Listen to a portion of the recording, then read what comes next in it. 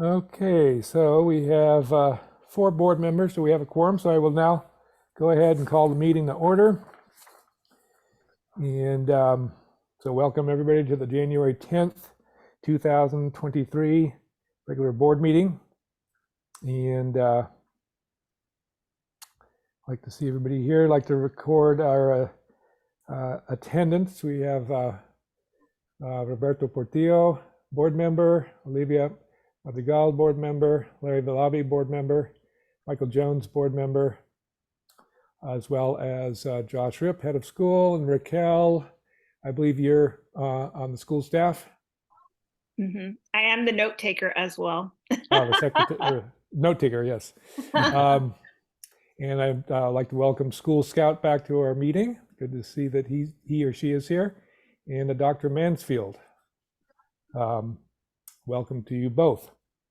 So we will now look at the agenda. Any changes to the agenda necessary? I want to remove my head of school report. It's going to be subsumed by the SABA Credit Recovery Program report, discipline report. So there's no need to have a third report there. So no 5A, is that what you're saying? That is correct. Okay, with that change, can I have a motion to approve the agenda? So moved. Thank you, Larry. And I think I saw Olivia's saying something there, even though she was muted. So I'm going to say Yes, she I seconded. was. Yes.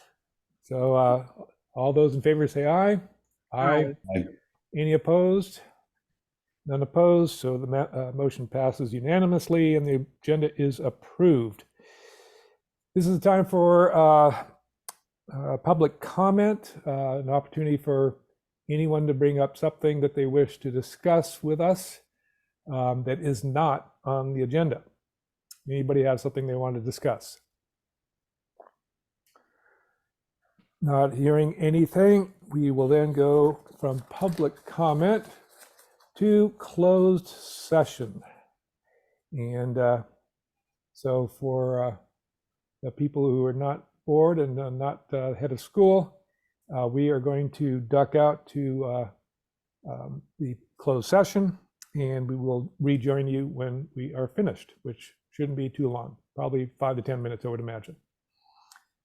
All right, so that concludes this part of the open session, and the board will now move to closed session.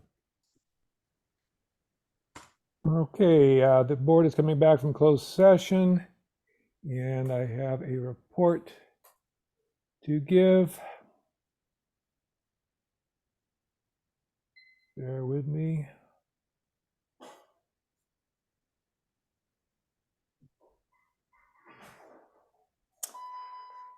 Okay, in the case of student discipline case number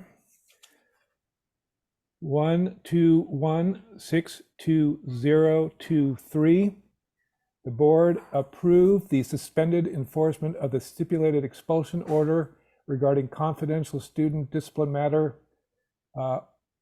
order. I don't have an order number for that. But the board voted unanimously to support the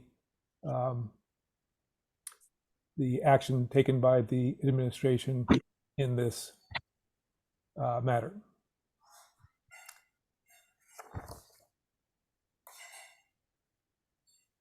And Josh, was there a different number that I was supposed to read there? No, you got the, it's just that. There's only one number, and then you're just Okay. in the order that's set. Very good. Now we will then proceed with the without the head of school report. We eliminated 5A from the agenda. We will now go on to item 5B, the SABA Credit Recovery Program. Kel, can you let me share my screen?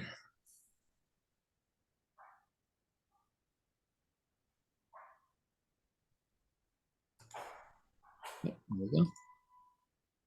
Okay.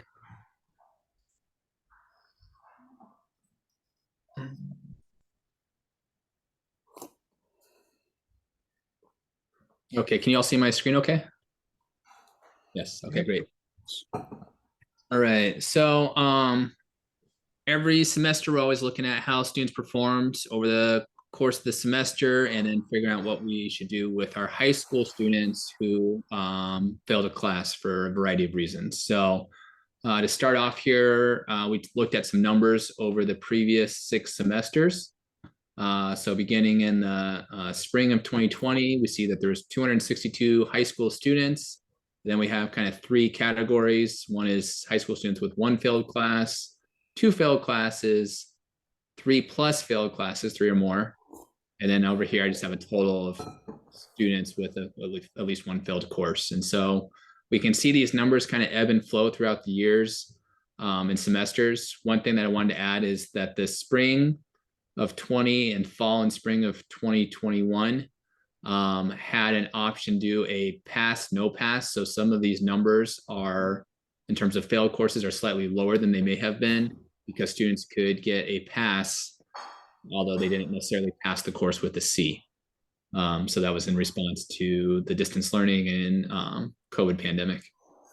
But what you see here is that approximately 10 to 15% of our kids in any given semester in our high school are failing 3 or more of their classes, and they have 6 classes usually. A few have 7. So it's a pretty significant number. Overall, we see the number of students with at least 1 failed course range between 29 at the lowest, and then actually it was this past semester we had the highest number of students with at least 1 failed course with 101 or 38% of our students. So coming up with ways to support students in this situation is really important. And so this is basically just to kind of give context about where we're at. Does anybody have any questions about this slide? Hearing none, I'm going to go on to the next slide. So basically what we do then is we take a look at the students who have failed a course and we look at the upcoming semester's worth of courses. And if there is space available in a class, we try to put the students back into the class. So say, for example, you were in geometry semester A in the fall of last year, and you're still in need of that course in the fall of the following year, we would try to put you back in that course if there were open seats available.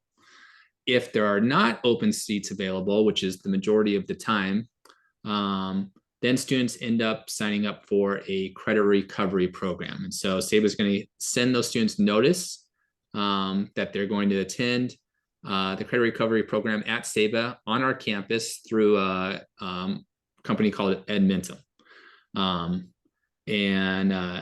Then once the family receives notice, and they'll say, yep, we'll be available. So they'll do this during the fall intersession, which is about a little less than 2 weeks, the spring intersession, which is 2 weeks. And then the summer, we actually run 2 intersessions and that's longer. That's about 3.5 weeks long. And so they'll be enrolled in this course, and then they come to SABA during this first day of the intersession. They'll receive an orientation, and they get put into the class with an online teacher, but then they have a support person available in the class to help them get through the course collaboratively.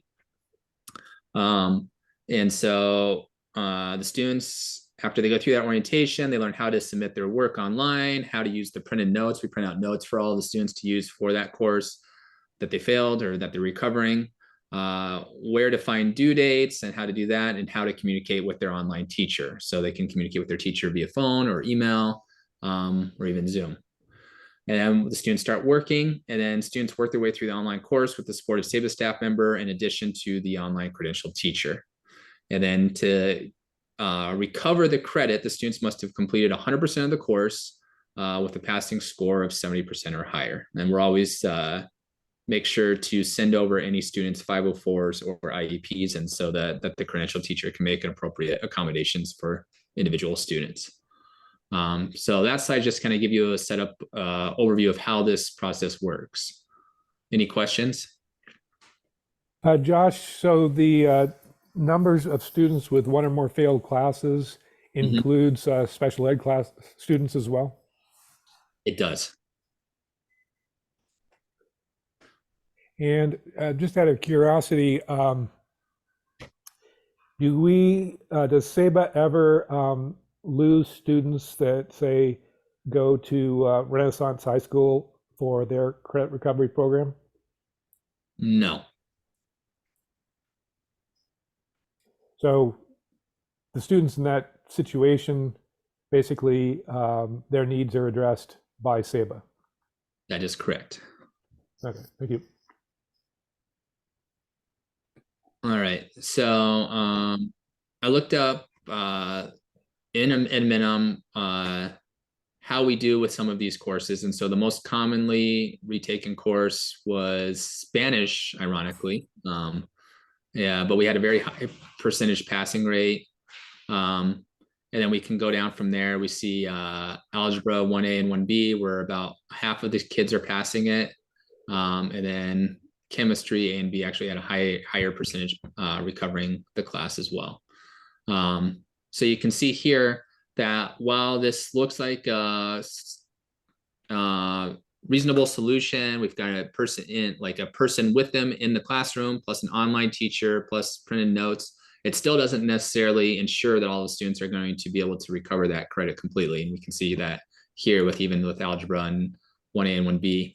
In chemistry, they're not at 100%. In fact, algebra is only about 50% of the students end up being able to recover it. And a lot of times it comes down to, do they really want to focus? And sometimes they don't, and the time elapses before they're able to finish it. And then they have to come back again in the spring or the next intersession up to retake the course again. So this has been a challenge for us for a while. But again, just kind of setting up context for how we're supporting students in the high school in terms of recovering credit so they can graduate with a to G diploma. Any questions about this slide? All right. And then we have here, that was a snapshot of how many by course, but now here we've got the totals from the summer of 2021, fall of 21, spring of 22. You can see here along the bottom. Overall, we can see that of the little over 488 kids who have taken credit recovery through ad minimum, 357 have recovered successfully. So we can see that by and large it's working, and we see at the start we had a high number of kids not recovering, but that number has dwindled a lot since. And we've kind of worked around in different ways. At the start of this, the company we work with would offer us to use their platform to have one of our teachers teach the course. And sometimes that could be really successful. But the other issue we'd run into was sometimes teachers want that time off during its spring break or fall break, and they don't want to be back with kids. And so it's understandable that they want to just be away from school for a little bit. And then two, sometimes it was challenging just given the online platform to catch students who were just copying and pasting or basically cheating their way through the course. And so the online teachers are, I think, just their facility and familiarity with ad minimum makes it a lot easier. And then by having an adult staff member with the students allows them to have that support that they need as they go through these courses. So that's an overview of how we've done over the past 6 or 5 intersessions. Any questions about this slide? So Josh, what happens to the 131 that did not meet those recoveries? They'll get grouped up into the next intersession that's available.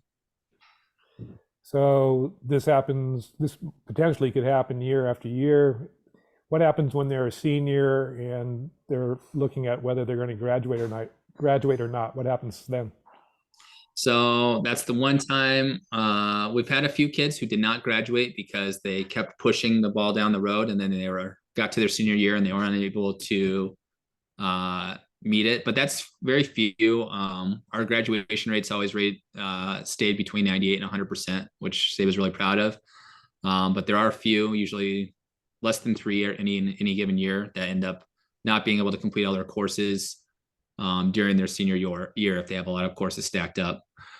This year, for example, while we try to keep the credit recovery classes during intersession, if you're a senior and we realize that you will not graduate on time, we are allowing some kids to take courses during the school year. So we'll have actually just 3 students who will take a Spanish course right when we get back beginning tomorrow, online after school during Fast 40, to recover their Spanish credit. The thing is, when you have the students enrolled in one of these online courses and they're already enrolled in 6 other courses, it's just, they're already struggle with, passing all the 6 classes they have, and you don't want to give them more work with one of these online courses. So we try to stay away from that, but we also want to support them during their senior year to help them hopefully graduate on time. A lot of times it comes down to a course or 2, and then at that time, if they don't necessarily, maybe they don't graduate and get to walk with their peers, they could take that last course over the summer and then still get their diploma. So we have a few students who are in that situation this year, and hopefully they'll be able to work hard and be able to get through these courses. We have one staff member, Brenda Davis, who's kind of the point person for a lot of the tutoring and support for this, and she works closely with the students and their families, just kind of encouraging them, giving them lots of positive motivation, and communicating a lot with their families through the process. Other questions? So that 131 number for the not recovered, that's courses, that's not kids, is it? It's courses, correct. I thought so. Oh, thank you. Top of your head, how many kids do you think that represents? Probably 50. Well, I could tell you, here's what I could tell you. We're setting up a new program this year, beginning this week, called Fast 40 Mentorship, and there's 56 kids enrolled in that. And these are the kids who have had 3+ Fs. So I would guess it's about 55, 60 kids. And so what we're doing this semester is we're going to have a parent-teacher conference with them right at the start of this semester to let them know what the credit requirements are to graduate, how they did the last semester. If they have any credits pending from the previous semesters, we're going to go over that. We're going to go over their attendance, and then just talk about how they're going to have, we've assigned them a mentor, an adult SABA staff member, and each mentor has between 10 and 12 students, and they're going to meet regularly during Fast 40 in the cafeteria. The first couple days, while there's not a lot of assignments in school, they're going to work on some relationship building exercises. But then once school starts to get going and there's a lot of assignments in Schoology, they're going to work with them to make sure they're passing the classes that they're currently in, so they don't have this kind of broken record of just always failing 3+ courses every semester. So that's a long-winded answer to say 56 kids approximately, Larry. Yeah, makes sense. Yeah. Any other questions for Josh? Okay, looks like we're ready to move on to 5C, the SABA discipline update. All right. Okay, get that over here.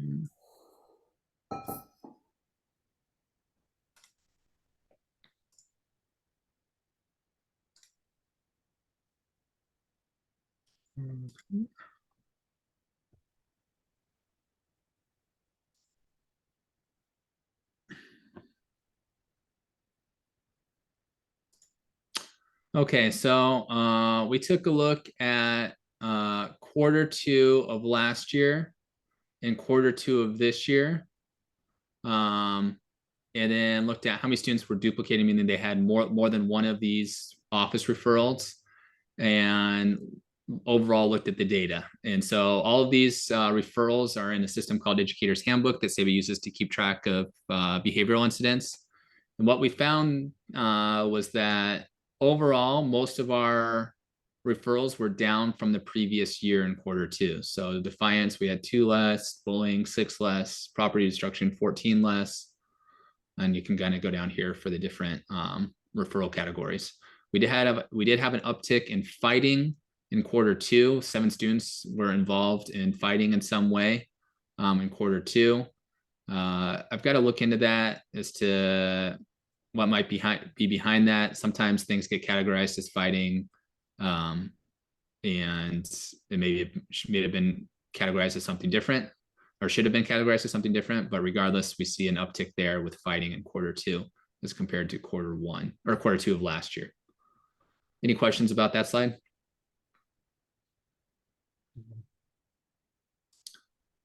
So then next we have our suspensions and expulsions. We had a lot of suspensions last year. We had 50 unduplicated suspensions, which was put us right under 9% for the school year, which is high. So it's something that we're working to reduce this school year. And so far this year, we're at 16. So if you extrapolate that out, we would be at just 32. So that would be a significant reduction, which I would be proud of.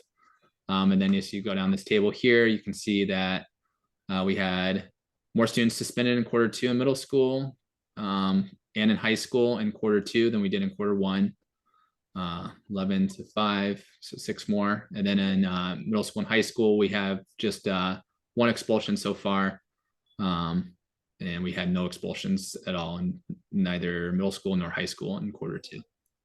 So suspensions are trending up a little bit, Q1 to Q2, and then expulsions are trending down. You know, I always want to think about what we can do to prevent some of these actions from happening, using different social emotional supports, counseling, Character Strong we have in the homerooms. But then sometimes, you know, incidents happen. It's like, I was really proud we had a low number, and then we had some incidents on the last day of school that caused this number to go up in both middle school and high school. So that's where we landed for fall 2022. Any questions? Josh, on your last slide with the 7 fighting, is that, do you have any idea how many fights that actually is? Is that 7 people in one fight, or? I'd have to look it up, and I couldn't tell you right off the top of my head. That's fine. It was not 7 different fights, or, you know, I think it was 2 different incidents. Okay.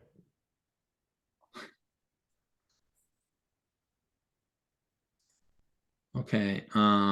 So then we have counseling referral data by grade level. So here we're looking at counseling referrals. And so the counselors completed this during break. And basically what we'll see is that the majority of referrals are coming from the 6th grade, or 26%, and then it kind of drops off, and we only had 3 students in semester 1 referred for grade 12. And then we can see here the students who are receiving services. That also kind of follows that trend line from 12 in grade 6 down to 3 in grade 12. Students who have completed services also going down. Some students declined. And then we see some students were referred out to Santa Cruz Behavioral Health or Encompass or Salud, depending on the situation. So that is where we're at with counseling in the fall of 22-23 school year. What does session pending mean? Like, we received a referral, but we have not had a chance to meet with the student yet. So I asked them to do this in January, so I guess it's good that they had that, but they were able to meet with everybody and requested a counseling during last semester.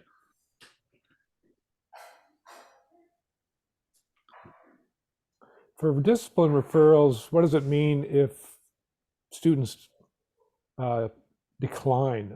Why do they have the option to decline if it's as a result of discipline? Good question. So these are not just discipline related counseling referrals. It's all counseling referrals. Okay.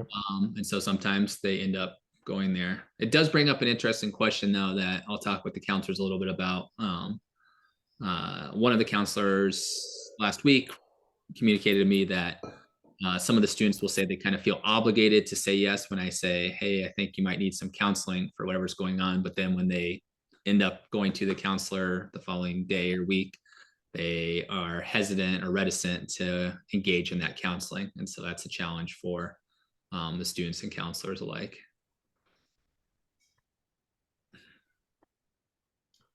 Any other questions for Josh?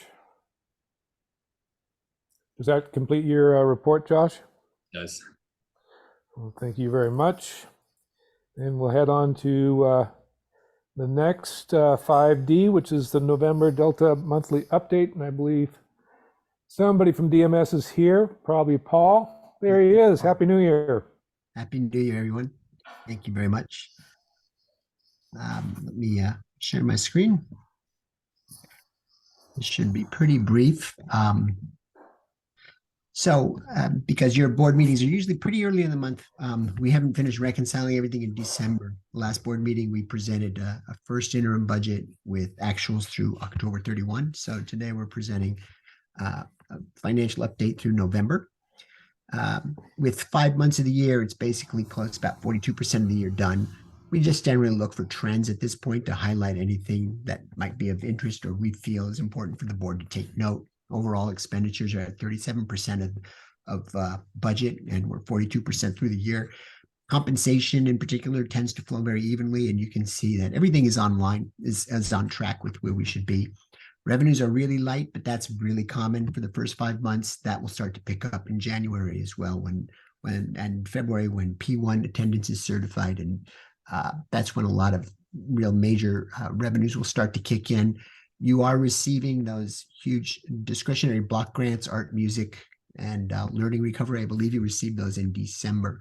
So the next report should show a big increase in your cash balance as well. Let me try to make this bigger if I can. Cash flow is always very, very small to show you the detail that you need to see. So All overall, that, the shape. just Sorry? for clarification, there was a proposition that had to do with getting schools more money for the arts by allocating a greater percentage of the state revenues. When does that kick in?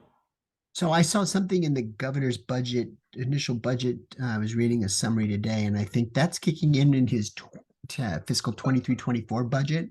Hmm. So I can't speak to the discretionary block grant that is arts, music, instructional materials. It was more open-ended. I don't know that it was specifically aimed at arts. But I did read a blurb about the 23-24, his initial budget proposal, which will then be negotiated for 5 months. And there was something about a proposition about funding arts in schools. We can get more information for you at the next board meeting. The column shaded in green are the actuals that will tie to what you just looked at on the summarized report. So overall, we ended November with 2.6 million in cash. It's 117 days of cash on hand. That's going to jump up towards the end of the year. So as long as my projections of when these revenues will be received come in, we could get as high as $5 million.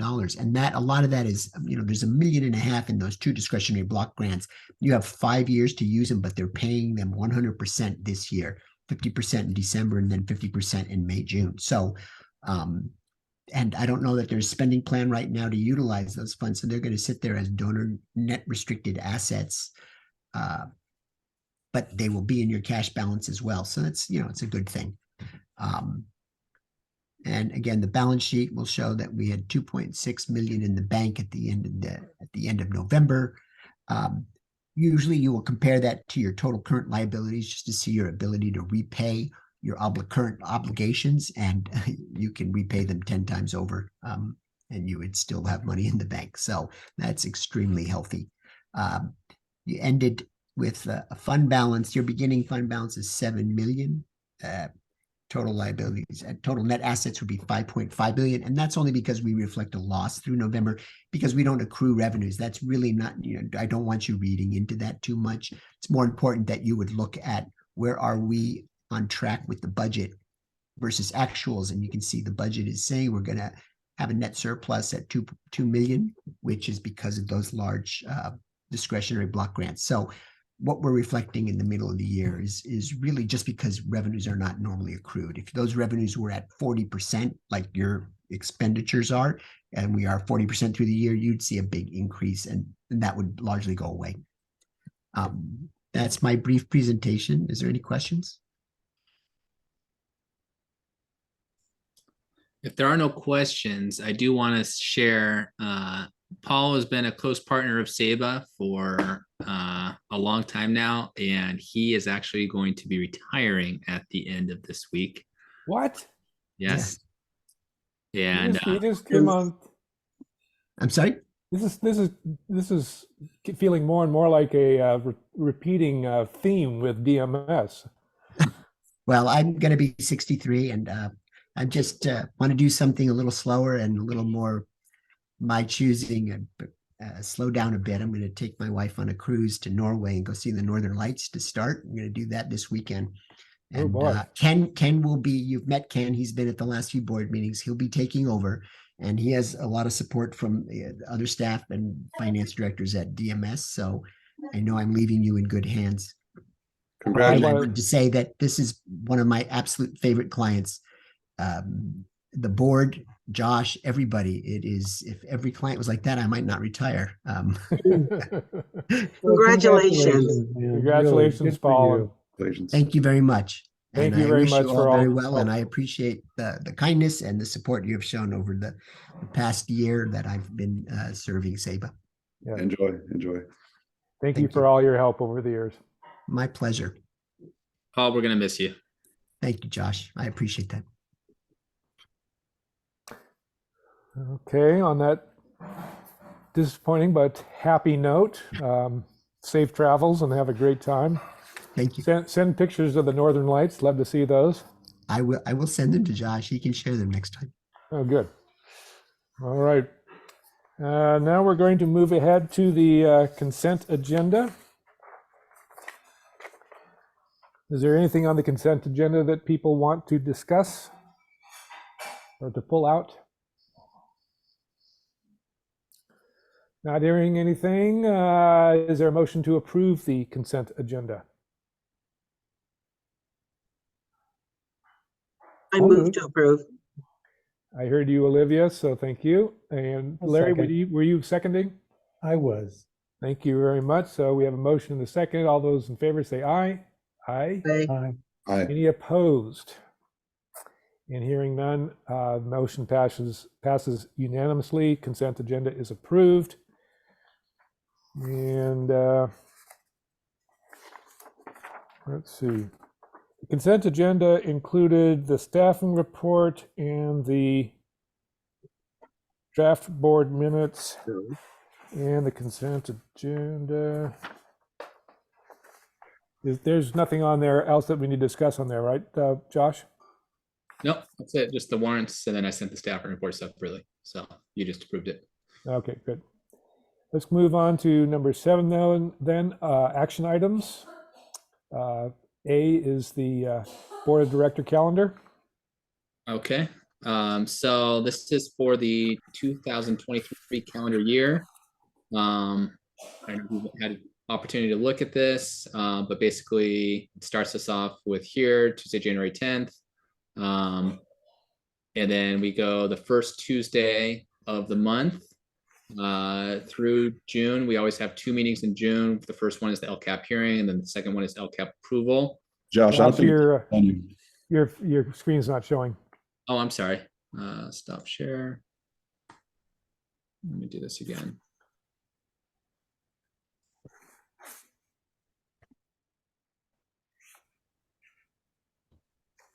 There we go. You see that okay? Yeah. Mhm. You might enlarge it a little bit. All right. Why is it doing that? Actually, I can read it, so you don't Okay. have to if that's difficult to do. It's going to. All right. So basically, this calendar says that we would meet the first Tuesday of each month through 2023, as we have the past year. And then I was just highlighting that we'll have meetings every month through June. We'll have 2 meetings in June because we have the LCAP hearing and then the LCAP approval. And then I left out a meeting in July. We could take some time off, and then we'd come back on August 1st for the remainder of the school year. And then we'd see the first Tuesday of each month through December 5th. A couple items here. We did not have our fall retreat because of the pending city council decision. And we made that collective decision to wait to hear the outcome and then make the retreat so we can make decisions for the school as necessary.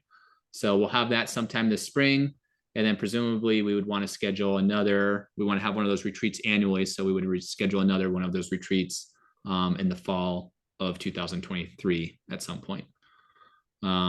Meeting times would take place at 5:30 unless otherwise noticed. And they'll always be here at school as they are right now. And people can also join via Zoom. And then workshops to be scheduled, like I mentioned, organizational goals, head of school goals, as well as next steps with the city council decision. Any questions with that? Josh, just to clarify, is there any Zoom, participating by Zoom makes things a lot more convenient. Are there any rules or regulations regarding meeting in person? Let me look into that and get back to you. Okay. I think as long as we are, I mean, we've always had it in person. Anyone can attend in person. I think the only rule for if you're going to attend in Zoom is that we just need to notify what the Zoom link is and also where your locations are if you're going to attend via Zoom regularly. So we'd have to put your physical location on the notice that's on the door and on the Sable website. All right.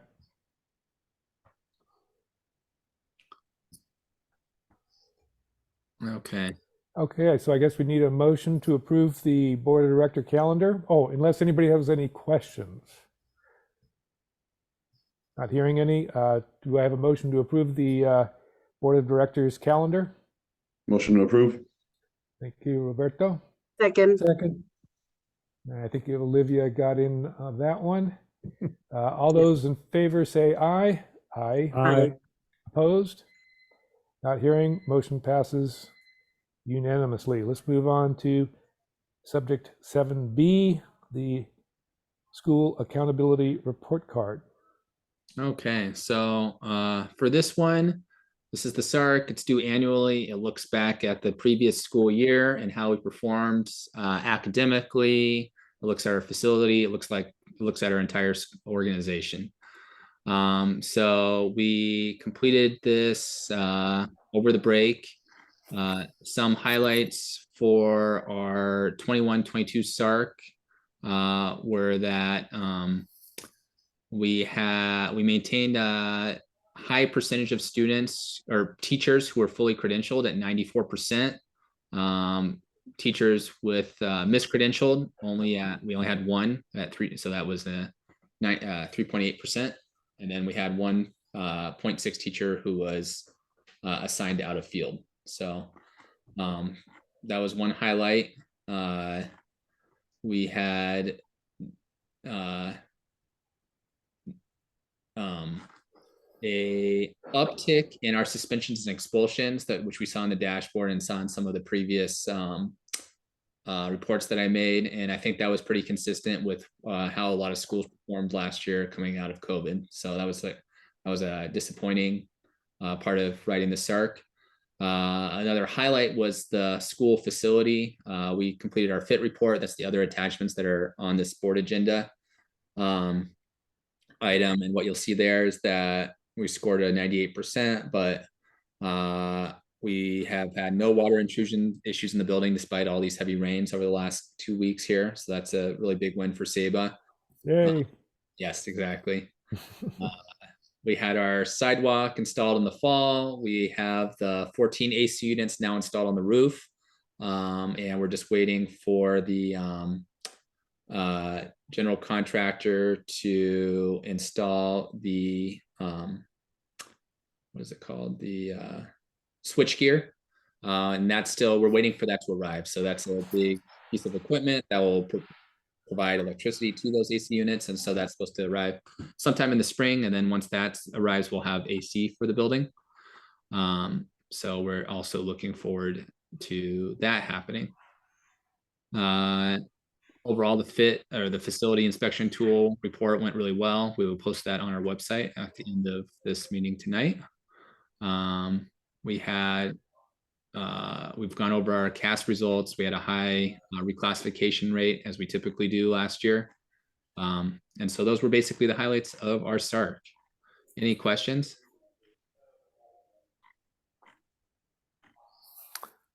Hearing no questions, can I have a motion to approve our school accountability report card? Motion to approve. Thank you, Roberto. Second that. Second. Thank you, Olivia. So Olivia seconded. All those in favor say aye. Aye. Aye. Aye. Opposed? Not hearing any opposed. The motion passes unanimously and the SARC is approved. Let's go on to 7C, the academic calendar. Okay, we put a lot of effort and detailed focus into this calendar. I'm gonna pull up the page that actually goes over the changes. I feel like that's a little bit more easier to review. So I'll share my screen here. Okay, can you all see that okay? Yeah, there we go. It's better. Perfect. Okay, Perfect. so we're going to continue with an August start date rather than a third week of July start date. We did that this year. I put this on here because that's always a contentious item. Some of the teachers really like that mid-July start date to have a little bit longer fall break. But the summer we found is really necessary to make sure that we have all of our systems ready to go. Our student information system Synergy, oftentimes when we started in mid-July, wasn't ready. Making sure we have students' IEPs and all their CUME files so we know who we're serving when we begin the school year. So that's staying. Fall break is now 8 non-school days instead of 10. So, and that's to accommodate the Wednesday 8-2 start.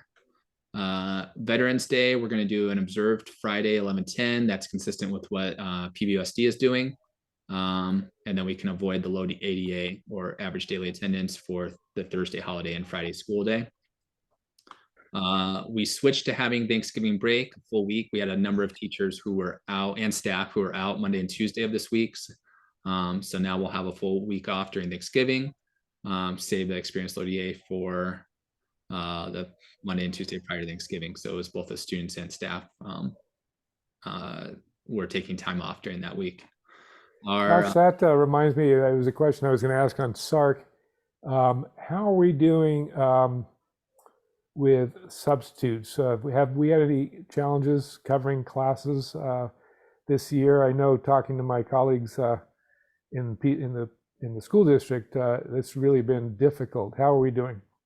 We've done really well. We have support staff, so they'll be classified as like paraprofessionals or instructional support, and they'll be our substitutes. And so we have about 3 of those on, and they're used pretty much regularly every day. And then sometimes we'll have flex days where we need to have a few more people push in, whether it's an admin or somebody else.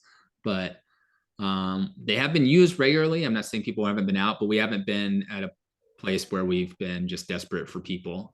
So that's always been a model that's been really successful for SABA. We just employ everybody that, including our subs, full time here at SABA. So it's not like we have to go and find somebody outside of our organization. Right. Okay. So this year we ended on a Friday, the 12/16. Next year we'll end on a Wednesday, and that aligns with the PBUSD calendar. And on the flip side of that, we added a teacher workday. This was talked about at teacher leadership for the day after the last day. A lot of teachers said that if we really want to have these formal final exams at the end of the semester, we need to have time to really grade them and put effort to making sure that students get responsive feedback on that. So now we're going to have a teacher workday at the end of the semester. So we'll finish on 12/20, and then we'll have a teacher workday on December 12/21. Winter break goes into January further. So we have 17 non-school days that over winter break. That aligns us with the PBUSD calendar, prevents low ADA throughout winter break. We don't always try to match up PBUSD perfectly, but winter break, we try to as much as possible. And so we're doing that again this year. Is there a dynamic that when the SABA students see the PV students out on vacation, that they get misdirected to other activities? Yeah, I know that probably happens a little bit. I think the bigger issue is like they'll say we're going to Mexico and we'll be back when PBUSD starts, and oh, whoops, SABA started a week ago, so we want to avoid. They will just come back a week later. So even with our really, really late start, like, we're starting tomorrow 1/11, and we'll still probably have at least 10 to 15 kids out to begin this semester for trips there. Many of our students will travel to Mexico during the break. So, and then we have spring break lines up pretty much the same as this year. So 25th to the 8th. April teacher PDs, Monday 4/8, and then our last day of school is June 13th. Semester 2 ends on a Thursday to accommodate Friday promotion graduation during the day. This year we have to get to our 180 days, we had to have school on that Friday. So seniors and 8th graders will have off that day for their promotion and graduation, but the rest of the staff will have to be teaching that day and then go to the Mello Center in the evening. So this coming school year, we'll go back to having the last day be Thursday the 13th, and then Friday the 14th will be a work day, and teachers can grade, clean classrooms, and then attend the promotion and graduation that day. And then down here, we can see the changes. So total instructional days remain the same. Q1 instructional days, 1 additional instructional day off because school begins Wednesday at 2 instead of Tuesday at 1. We have 2 additional instructional days off for Thanksgiving, 3 instructional days added for that last week in December to align with the PBOSD calendar. Q3, 3 instructional days off in January to align with PBOSD calendar. And then Q4, 1 instructional day off in April and 4 instructional days added in June to end the school year 1 week after PUSD. And that one too is nice because all of this, if we're going to use the fairgrounds or the Mello Center or any other venue in the Watsonville area, if all of the middle and high schools are graduating at the same time SEBA is, it's tough to find the venue. But since we end the week later, it's a lot easier to find venues, and that's historically where we've always ended. So those are all the changes. Oh, go ahead. You're muted, Michael. I was going to ask for a motion, but. I'll do that if there are no other questions from the board members. Okay, can I have a motion to approve the academic calendar for 23-24? Motion to approve. Second. Thank you, Larry. So motion second. All those in favor say aye. Aye. Opposed? Not hearing any. Motion passes unanimously. And that's our last item for the evening, unless somebody has an item that they want to see at the next board meeting. Well, if something pops up in your mind between now and then, let Josh know and we'll make sure we get it on the agenda.